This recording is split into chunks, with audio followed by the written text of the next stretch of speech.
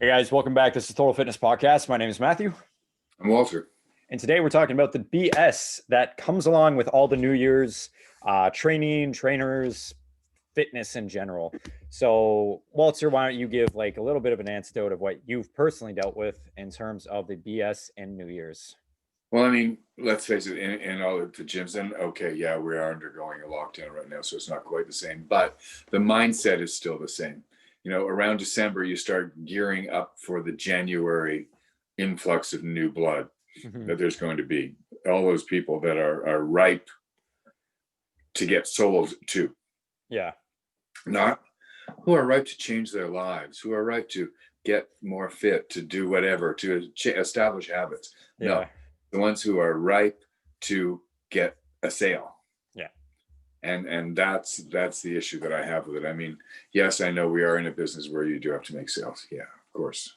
I like to eat a lot, but still you have to think about what the actual needs of the client are. yeah, exactly, exactly. I You mean, know, you said it there best, right? You go on Instagram nowadays, and it's how many programs do you see?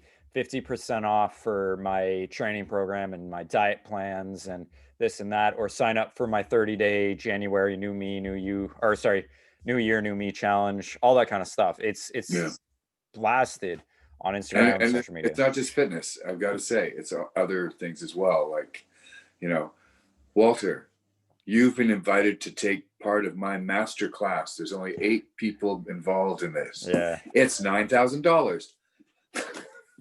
such a steal, right? Yeah, Yeah, no, it's what it is. I mean, today alone, I've had 4 people on Instagram reach out to me to be like, "Hey, do you want to be a better coach? Pay me money and I'll make you a better coach." I'm like, I mean, no, I'm good. I've got enough. I get what you're doing, but man, it targets the people that don't have enough self-confidence in themselves to really, kind of look back and say, "Man, what am I doing paying somebody $1,000 a month just for him to say, post this on Instagram, read." It really comes down to, if you think about it, everything that these courses offer, it really comes down to free access on the internet in terms of habit building. If you want yeah. to be gaining more followers on Instagram, what do you have to do for that? Post better content, post consistent content, post content that people will like. We all know that, but I guess some people do want to be told, like, hey, this is what you should be doing. But that information, in my opinion, But necessarily isn't. is that what they really want, or do they want the magic bullet, the one grain of information that will make it all easy and happen Mhm. so fast that they'll suddenly find themselves in this position of having all these thousands of followers? Yeah. I mean, it's the same thing in the gym, right? I mean, what these sales are is, I have a magic pill for you. Yeah. Take my course and the weight will vanish, or the muscles Yeah. will explode. And we all know that that's not the way it works. Yeah, exactly. It's 100% what it is. I mean, we've talked about this at length. I tell my clients I will not get you results, and they always are shocked when I first sit down and do a consult with them because they're like, "Well, what am I going to be paying you money for?" I'm like, "Well, I can give you the tools. I can't tell you what to do on your own time, or I can't tell you how hard to train. I can push you. Trust me, guys. I can push a client as hard as I possibly can. I will sit there and grovel with them for an hour just to get them to do one single push up. But I've had times where people just do not want to do it. And unfortunately, I was talking with somebody earlier about this, one of my online clients today. It is motivation versus driven. And there is a huge discrepancy in what, people will be doing in terms of motivation versus the driven, determined aspect of it. Yeah. When you have that motivation, the motivation is, hey, I got a trainer. And we've talked about this before on another podcast. It's, are you really paying for a trainer, like the tools? Are you paying for the motivation because you don't feel you can work out on your own? And what trainers in the new year's do, and what all these programs, all these master classes do in the new year, it just takes advantage of that insecurity and advantage of that lack of motivation that a lot of people do have.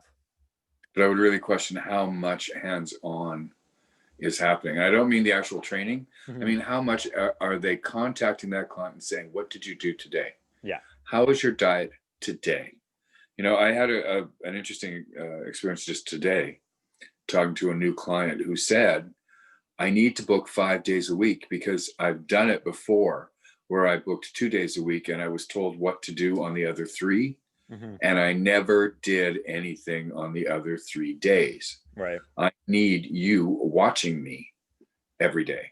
Yeah. And that's what I think it's partially what we're paid for. Yes, we're paid for the expertise that sets up what exercises, what the macros are, all those sorts of things. But it also comes down to I can't let my trainer down, Hmm. and especially not if they're actually watching me. Yeah, that's really true. You know, I've switched recently into training a lot more clients online, like through you know making diet programs, training programs, all that kind of stuff. And that's a really good point because what I've actually noticed is the people that do have that mindset, they drop off like that, right? They're dropping off like flies. And the reason why I stay on them and they're actually succeeding is because again, they're paying me for the idea of hey, stay on my ass every single day. I have some clients I have right now. I like one of my clients, I have 3 automated messages throughout the day to send to them through this app that says, how has your day gone so far? How is your diet? How is your training today? Have you drinking enough water? It's automated messages 3 times daily. And Okay.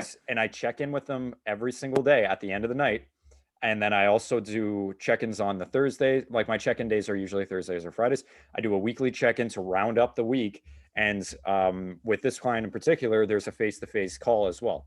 That's what it comes down to for some people. Now, what we both understand is when you're buying a program or a New Year's New Me, again, it's the sales aspect. A lot of the time, people don't really care too much about, you know, what your progress is. It's just, hey, give me the money. Here's your cookie cutter.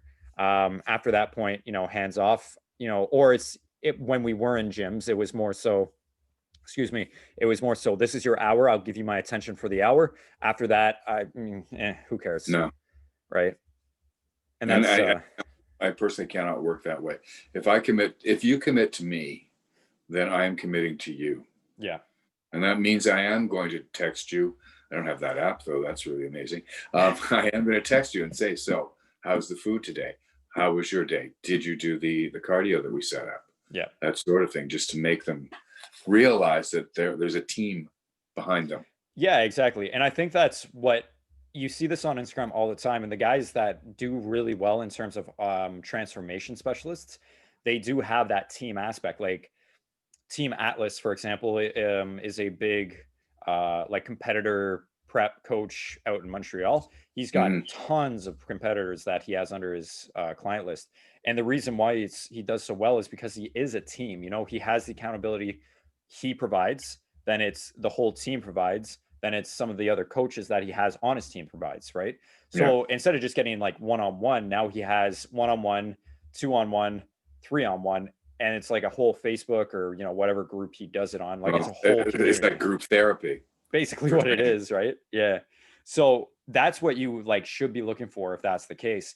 The whole BS behind New Year, New Me, and I think the whole reason people fall into this trap is because people just want that quick magic fix. They want that pill. This is the year. This is it.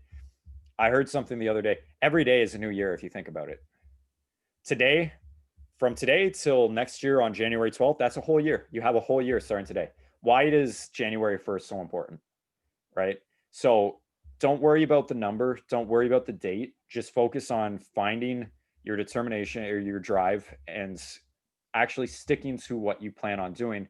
Don't fall for these magic bullets or magic pill, sorry, traps and get Exactly. yourself into that situation. Right. So, Definitely. yeah. Anything else? I don't think so. I mean, I think, you know, what I would say to anybody, granted, most of the people listening to us are already involved in it, but anybody new, I would say, really check on what you're going to get from the program Mm-hmm. and check on the person that is giving it to you. Yeah. Because it is Yeah. so easy now to have virtually no experience in the field and put together a program based on algorithms I had, and yeah. and make money off of it. Yeah, I mean, that's true. I had some guy reach out to me 2 days ago, like requested to send me a message. I read the message. He's like, "Hey man, you know, I'm a trainer. Do you need training? Blah blah blah." You know, their typical spiel. And I looked at his profile. It said in training personal trainer. And I was having a conversation with him because after I read that, I was like, so are you in training to become a personal trainer? Or like, what do you mean by that? He's like, oh yeah, I'm about 2 months away from my certifications. And I was like, but you're already providing training online. You're trying to sell training. And, again, the kid was like 18, 19, something like that. Good for him for trying to, create a business. But at certain points, it does, sometimes you do want to ask like what their experience is. I have to say, if you're trying to create a business before you have certification, it's like trying to paint the bedroom on the second floor before you've made the foundation for the house. Yeah, exactly. You know, Yeah. you just can't do that. You Yeah. have to step by step way up. And I don't mean you have to get your certification and then wait 5 years before you become a business owner, so to speak. Yeah. But, if you haven't handled a living, breathing human and helped them to achieve their goals, I don't think that you can sit down and say, I can do it. Yeah. Yeah, because it's tougher than that. And we both know that. I feel every trainer, the first client they ever had, it took me, oh Jesus, how long have I been training now for? 6, 7-ish years. Yeah. It's taken me 6 or 7 years, whatever the number is, to actually kind of have a formula for how I get my client success, right? There's pretty much a formula that I use depending on what type of person I'm with. That's not saying I use a cookie cutter program. That's saying I look at somebody and I can tell from how they're talking, this is kind of the way I need to deal with them to get them the right program, to get them the right diet. Mhm. Whereas from the start, I would have been like, okay, I'm a bodybuilder. This girl wants to look better. I'll train her like I would train. Not actually, but that's typically the mentality, Yeah. right? That's typically the So mentality. deadlifts. Yeah, exactly. Do those deadlifts. Girls want bigger butts, so let's just get them doing hip thrusts 4 times a week. Yeah. I have had clients that said that to me, that their old trainers made them do hip thrusts 4 times a week. And really what they want to learn how to do is a pull-up. Listen, it's about listening, right? If your trainer can't listen to you, get a new trainer. If your trainer just sends you what looks to be a cookie cutter program, and then you ask like, hey, is there any chance I could change this up a bit? And they're like, no, you have to stick to it 100%, get a new trainer. If they send you a diet plan that says, there's a food on there you may not enjoy eating, or there's a food on there that you don't want to, whatever. Or maybe you want bagels instead of oatmeal in the morning. And they're like, no, you have to do it 100%. Otherwise, you're just get a new trainer.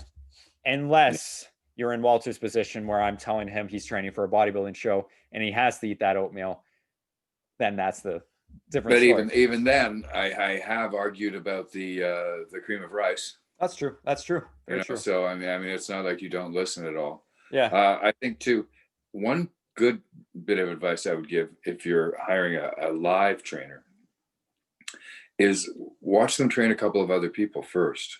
Yeah. If they're giving you exactly the same exercise that they're giving the other person in exactly the same sequence, then you know what you're getting. Yeah, exactly. Because each individual should have something a little different going on with their. I think I know who you were referencing in that, but yeah, no, it's true. Really? Yeah. No, it's 100% true. I've had clients switch from their trainers. This was back like last year. I had clients switch from their trainers to me because they saw their clients doing different exercise, or sorry, the same workout pretty much. Because they would get there like 30 minutes early, and they did they would even ask, am I doing the same workout as your last client? And he said no, or she said no. And they come to me and they're like, I saw you train like 2 people in a row and they were doing completely different things. And they had pretty much, similar body types. It seemed like they wanted the same goal. I'm like, yeah, because each body type or each person is different.